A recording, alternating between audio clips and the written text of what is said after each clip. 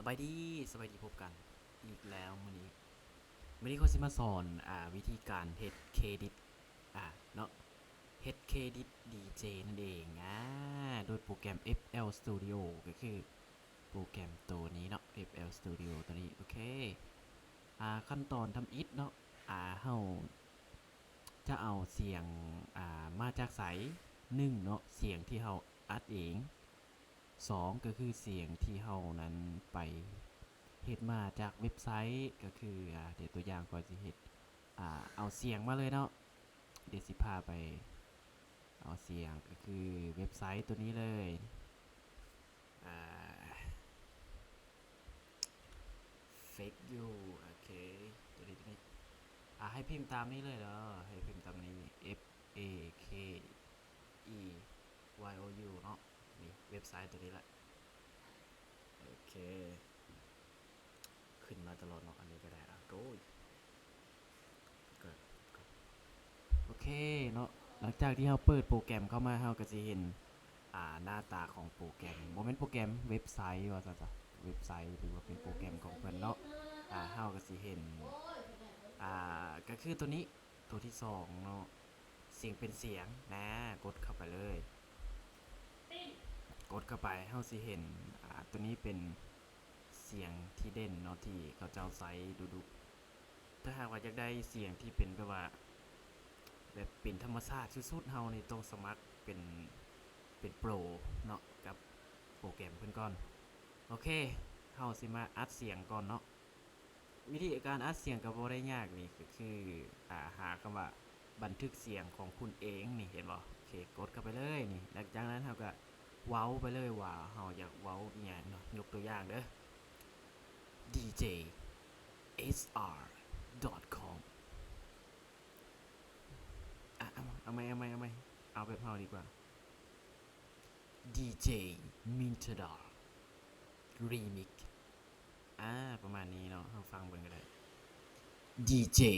Mintadar เดี๋ยวเสียงบุเข้าแบบนึงโอเค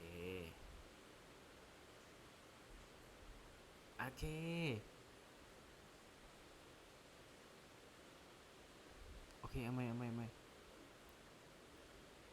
DJ Nice LD บุเข้าครับโอเคคือแบบเฮาสิเฮ็ดเสียงอะไรก็ได้เนาะที่แบบให้มันชัดเจนแล้วก็เป็นธรรมชาติที่สุด DJ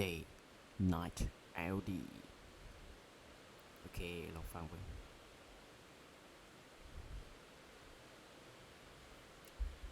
ค่อยงงเพลงแบบเสียงท้ายๆมันสิเบานะอยากได้เสียงแบบมันสม่ำเสมอโอเคเอาใหม่เพิ่มเสียงใหม่ก่อน DJ Night LD เป็นอะไรโอเคหลังจากนั้นเราก็มาเลือกเสียงเนาะเสียงที่เราต้องการให้เป็นอายุตัวอย่างคือคอยสิเอาเสียงของเอาพวกนี้แล้วกันเด้อเสียงผู้ใดให้ไปเลือกเองแล้วกันเนาะก็คือผู้นี้นี่เราได้คะแนนหลายกว่ามูคะแนนในการกดไลค์หลายก็คือเขาเบิ่งเนาะเบิ่งไปตามคือตัวนี้ละอยากได้เสียงผู้ใดเขาลองเบิ่งลองเลือกเบิ่งเนาะแล้วก็มาแปลงเป็นเสียงนี่อัปโหลดเสียงทุยเสียงที่เฮาบันทึกนี่เนาะลงมาหลังจากนั้นเฮาก็แปลงกดแปลงเลยกดแปลงไปเลยทาก่อนบัดนี้เอามาเบิ่งเลยว่าเสียงเฮามันสิออกมาเป็นจั่งใดเนาะนี่มาแล้วนี่มาแล้วเฮาก็โหลดเอาเลยอันนี้คือฟรีเด้ออันนี้เป็นเสียงฟรีที่ค่อยได้เฮ็ดเอาไว้เนาะฟังเบิ่งโอเคเห็นบ่จะได้เฮาก็สิได้เสียงที่เฮาได้อันนั้นมาเป็นที่เรียบร้อยเฮาก็โหลดไปเลยเนาะดาวน์โหลดปึ๊บโอเคมันก็สิเข้าไปอยู่ในดาวน์โหลดแล้วไปที่เรียบร้อยเนาะโฟลเดอร์ดาวน์โหลดนี่เห็นบ่นี่ตัวนี้เอ้ย เคหลังจากนั้นก็เปิดโปรแกรม FL Studio เข้ามาเลยโอเคเดี๋ยวค่อยสิเปลี่ยนเป็นอันนี้ก่อนค่อยใส่ไมค์ตัวนี้เนาะตัวนี้ก็เลยเปลี่ยนก่อนต้องเปลี่ยนโอเคหลังจากนั้นเราก็วิธีการเอาเสียงเข้ามาในโปรแกรมบัดนี้วิธีการเอาเสียงเข้ามานี่ง่ายๆเด้อง่ายๆมี2วิธีในการเอาเข้า1เลยเราเปิดโฟลเดอร์เข้าเปิดโฟลเดอร์ไฟล์นั่นแหละเนาะเราก็ลากเข้ามาอันนี้วิธีที่1อันนี้วิธีนี้ง่ายสุดวิธีนี้ง่ายที่สุด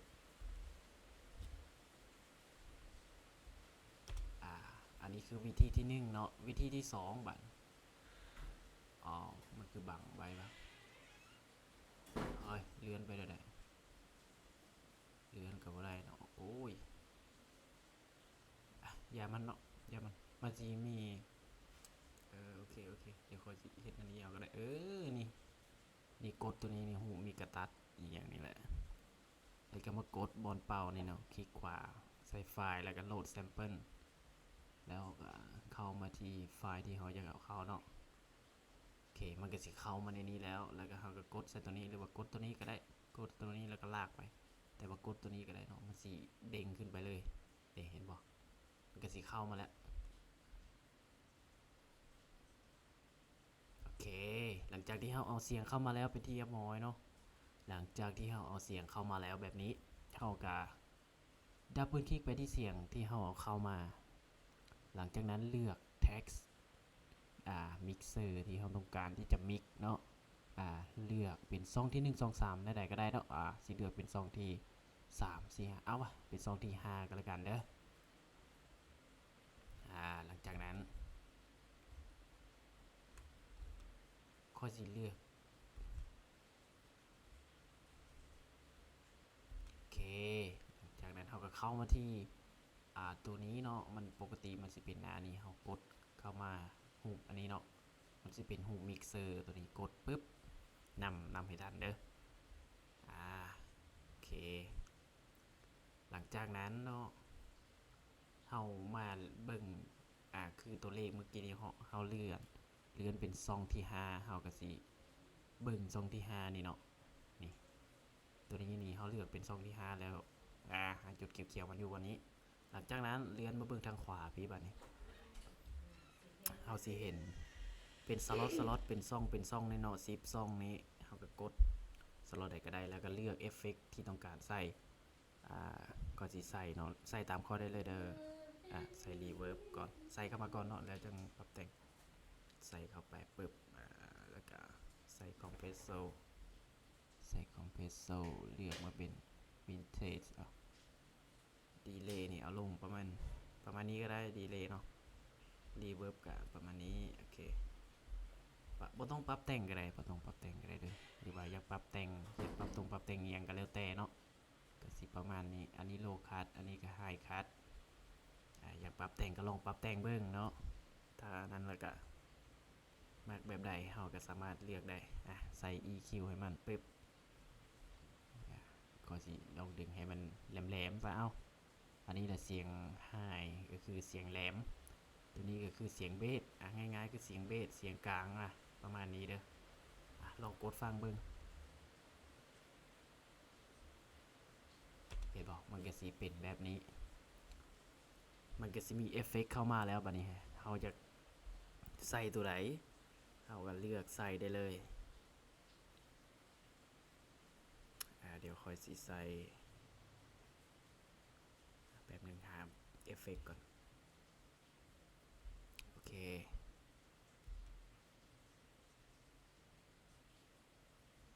มันจะมีเสียงสั้นๆเนาะเพราะว่ามันเป็นแบบเสียงค่อยสั้นมันก็สิสั้นนำเนาะโปรแกรมแล้วแต่เราอัดก็คืออันนี้สิเป็นเสียงที่เราไปแปลงมาจากโปรแกรมเนาะที่เราอยากแปลงเป็นเสียงผู้ใด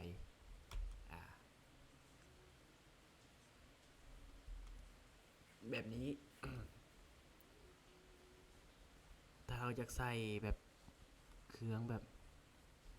ประเภทแบบว่าเสียงที่มันขึ้นมาก่อนแบบแบบนี้เนาะเดี๋ยวสิเลือก ดีถ้าว่าอยากให้มันเป็นแบบดีเจอย่างแบบนี้นะเขาก็ตัดเนาะ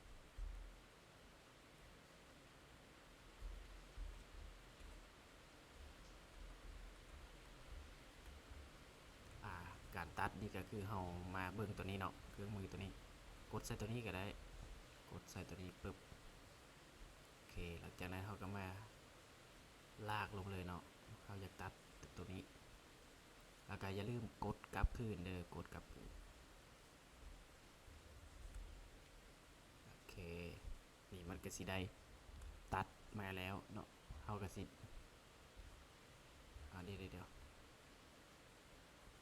เดี๋ยวก็สิดึงมาทางหน้าก่อนเอาคำว่าดีเจนี่ตัดเจออก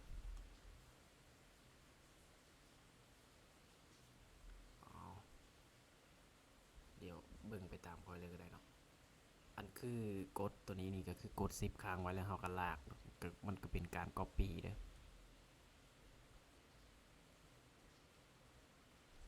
แบบประมาณแบบนี้ดีอย่างแบบนี้นะอยากเห็นประมาณนี้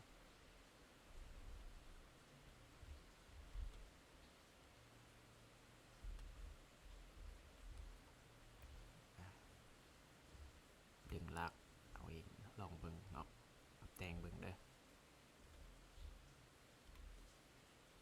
อันนี้ก็คือขั้นพื้นฐานว่าซั่นซะเอาไว้เรียนหูต่อยอดเนาะประมาณแบบนี้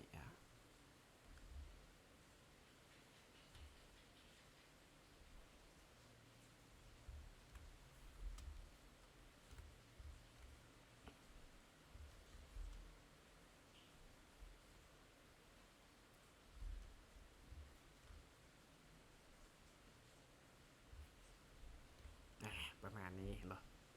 ถ้าว่าเฮาอยากเปลี่ยนโทนเสียงเฮาก็มาเปลี่ยนได้เลยเด้แบบอยากให้มันเสียงมันน้อยลงหรือว่าไงขึ้นเอียงแบบนี้นะ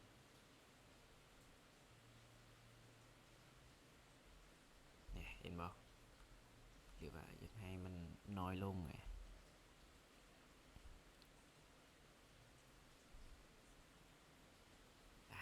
เห็นบ่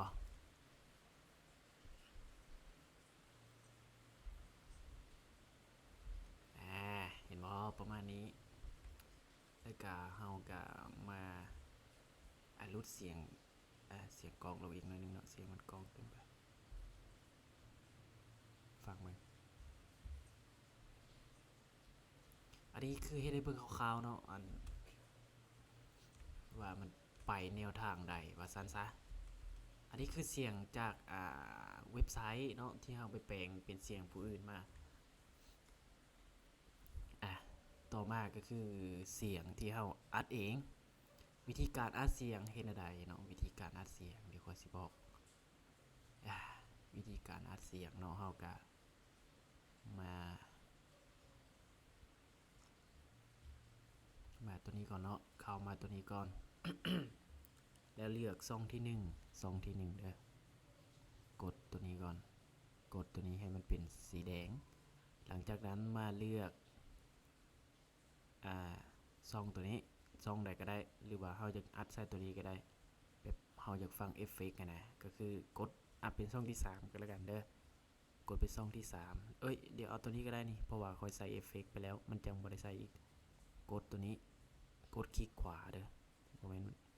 กดคลิกขวาใส่ตัวนี้ลูกศรสีขึ้นเห็นบ่โอเคกดปึ๊บหลังจากนั้นสิเห็นคำว่าตัวนี้round to take retake only นี่เนาะโอเคกดตัวนี้หลังจากนั้นมาเบิ่งช่องที่1ก่อนเนาะกลับมาปุ๊บเดี๋ยวคือใส่ใหม่บ่ได้วะหรือว่ามันอัดเสียงได้เลยบ่หรือว่าเป็นน้ำคอยอันนั้นบ่เดี๋ยวลองมาก่อนกด everything เดี๋ยวลองเบิ่งว่ามันเสียงสิเข้าบ่เนาะ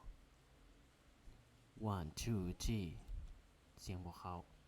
เพราะว่าคอยใส่ไม้ตัวนี้ในการอัดเดี๋ยวคอยสิลองเปลี่ยนอันนั้นก่อนเนาะ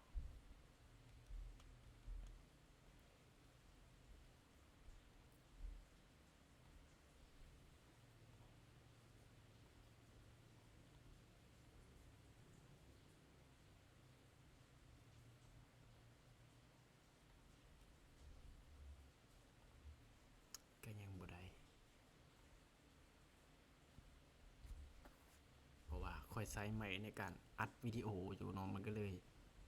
โปรแกรมมันก็เลยบ่อนุญาตให้อัดเสียง